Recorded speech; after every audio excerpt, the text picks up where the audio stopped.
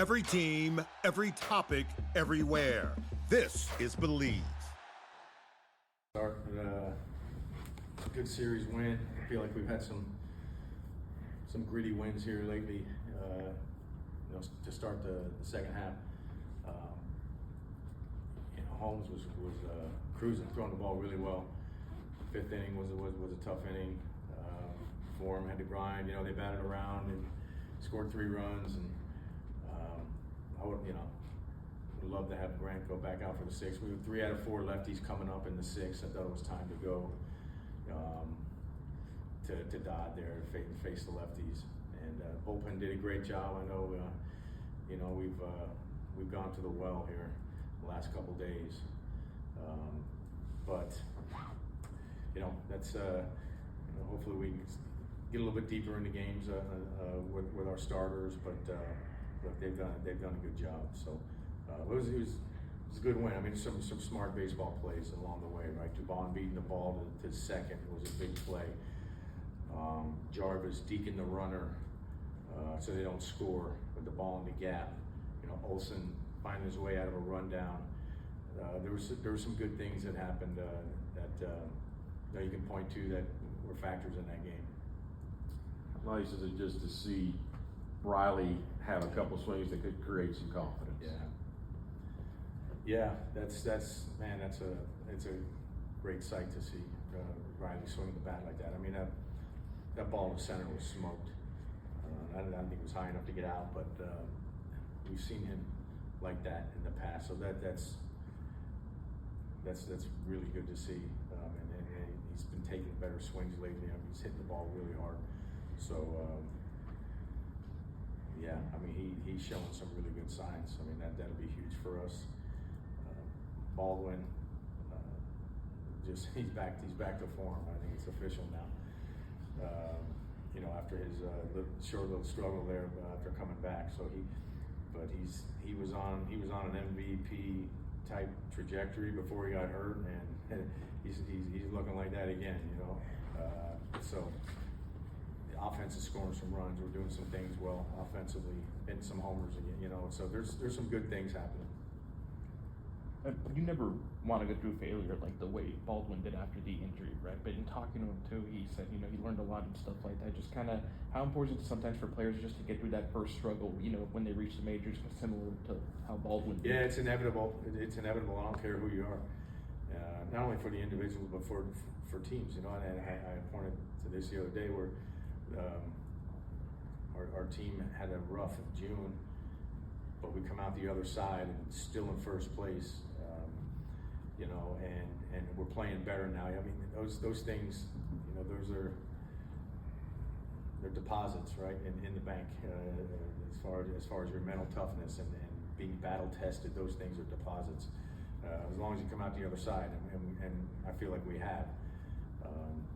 But yeah, for a guy like Drake, who's a pure hitter, even great hitters go through tough stretches. Like I said, it's inevitable. But it's great to see a young kid like that, second year in the league, turning around like this. It didn't beat him down. He didn't stay down. He's back to being one of the best hitters in the league again. But just kind of talk about how Jarvis does those little things like deking, and I mean, it feels like he has such a good feel for the game. Yeah, like I always describe him by saying he has a very calm game. When it's a tricky hop, he stays calm.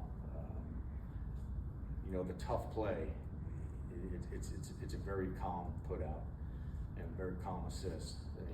And there's a lot to be said, especially at that position, because things can speed up when you're in the middle of the field defensively, especially at shortstop. So he has shown some really heady things. I think there's a high baseball IQ there, good feel for the game, knows how to take an at bat. If he has to go, if he feels like the game is telling him to take some pitches, go deep in the count, he'll do it without being told. So there's some good things in order there with Jarvis. This weekend offensively, kind of reminder of not only what this offense was, but what it can still be. league, right? Yeah, I agree, and you know, I know I was saying, I even through our worst struggles, I always had hope, because when I looked into the crystal ball and I looked down the road, I knew we were going to get some guys back, you know, the guys that were struggling, that wasn't going to continue. Their track record said so. So there was when you looked ahead, you could see some good things coming. So as tough as it was, and it's tough when you're not winning games, but I always felt like there's better days ahead, and hopefully this is a sign of that. Brought Fuentes in to face Langford there, I think, with the time to go and run a scoring position. Just, you know, there are times, obviously, in the game where there's gonna be a big out before the 8th or 9th.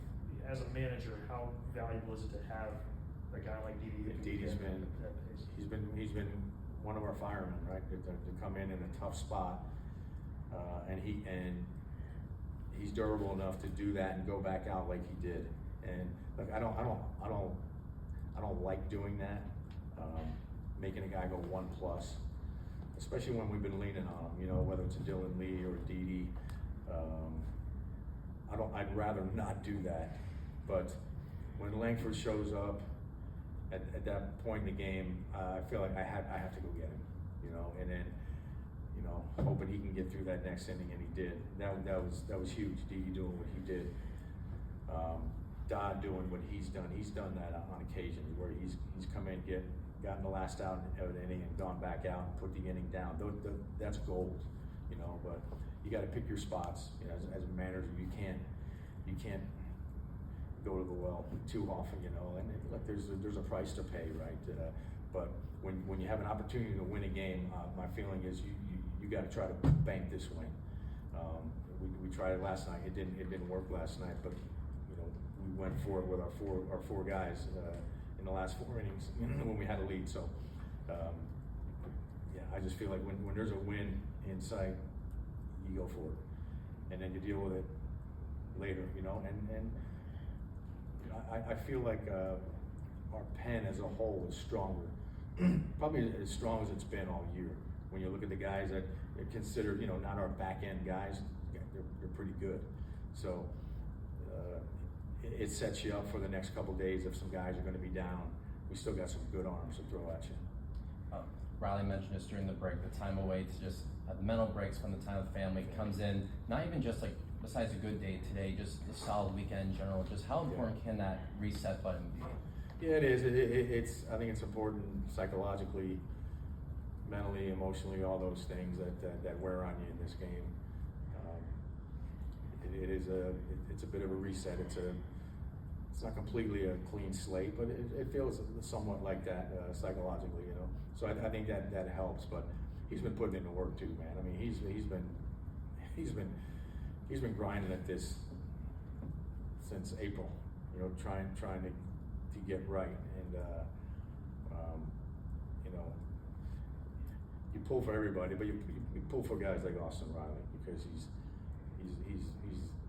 the ultimate teammate, the ultimate pro. I mean, he's a great human being. I mean, you really want to see those guys do well, and you like when those guys work through things and the game rewards them. You like when the good guys are rewarded by the game. I think you know, I talked about a couple of recent examples with Ozzie and Harris last year in their first half, how difficult it was, and then they turned it around, carried it into this year. So I think that's it's a recent example for Riley to look at and you know, keep giving him hope, you know, because I think he's on his way. Cunha's playing right field today, but he's been just DH. How do you envision his role when he comes back this week? Yeah, I mean, there'll be some conversations about that. I'm thinking for the most part, he's going to play right field. You know, there may be a DH here and there, but we want to make sure the bat is right, you know, and he's comfortable and up to speed. Because, you know, when he comes back, we want him to be impactful right away, not trying to find his way for a couple of weeks because we brought him back too soon. He didn't get enough at bats. So I think the key is for him to feel right, stepping in the box and taking the bats and feeling confident. So, yeah, I think sitting here today, I mean, things can change, but I see him mostly playing right field. You know, there could be a DH here and there. So it's pretty safe to say he won't be back tomorrow or probably No. Tuesday. You know. Yeah,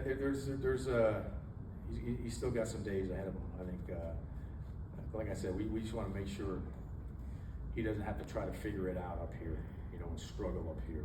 We've seen that with guys, right? I mean, it's tough to have patience because these guys move the needle. A guy like Acuna is a aircraft carrier, and he moves the needle for our team. But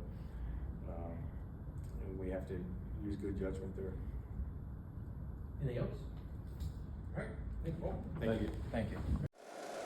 If you like the show, please take a moment to rate, review, and subscribe. It really does help the show to grow. Thank you for listening.